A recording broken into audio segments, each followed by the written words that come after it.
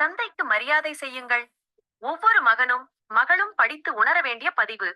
பொதுவாக தந்தைகளின் இறுதிக் காலம் பெரும்பாலும் மௌனத்திலும் தனிமையிலும் சில சமயம் ஒதுக்கி வைக்கப்பட்டும் புறக்கணிப்பிலும் கழிய நேரிடுகிறது என்பது வருத்தத்துக்கு உரியது.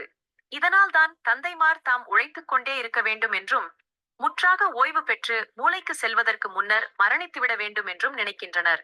குடும்பத்துக்காக உழைத்து உழைத்து ஓடான பின்னர் அவரை கௌரவமாக வாழ வழி செய்ய வேண்டும். மூலையில் இருத்தி மௌனத்தில் ஆழ்த்தி 3 வேளையும் சாப்பிட்டுவிட்டு பேசாமல் கிடந்தால் போதும் என்ற மனப்பான்மையுடன் தான் பல பிள்ளைகள் தந்தைமாரை நடத்தி வருகின்றனர். வயதான தந்தை தன் குடும்பத்தினரிடமிருந்து மிக கொஞ்சமாகத்தான் கேட்பார். ஏனெனில் கேட்டு பழகாத குடும்பத் தலைவராக இருந்தவர். கொடுக்க மட்டுமே தெரிந்து வைத்திருந்தவர். எனவே வயதான காலத்தில் வாய் திறந்து கேட்க மாட்டார். குடும்பத்தினர்தான் அவரின் தேவைகளை அறிந்து நிறைவேற்றி வைக்க வேண்டும். வாசிக்கும் பழக்கம் உள்ளவரானால் குறைந்தபட்சம் வாரப்பத்திரிகையாவது வாங்கிக் கொடுங்கள். சில்லறை செலவுகளுக்காக கொஞ்சம் பணமும் கொடுங்கள். மூலையில் அமர்த்தாமல் சிறிய வேலைகளை கொடுங்கள்.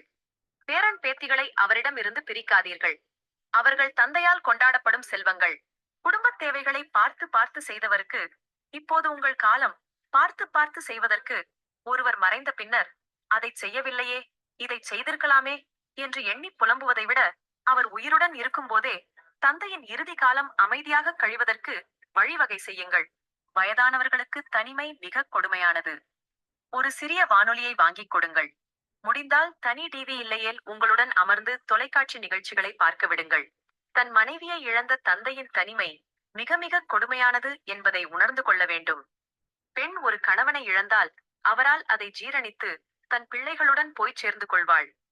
பெண் சூழலுக்கு ஏற்றாற் போல வளைந்து கொடுத்து வாழ்பவள்.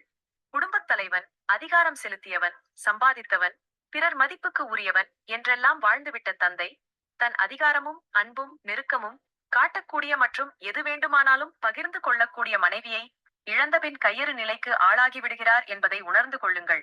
இவற்றை உணர்ந்து தந்தைக்கு மரியாதை செய்யுங்கள். அவர் கௌரவிக்கப்பட வேண்டியவர். அனைவருக்கும் பகிருங்கள். இதுபோல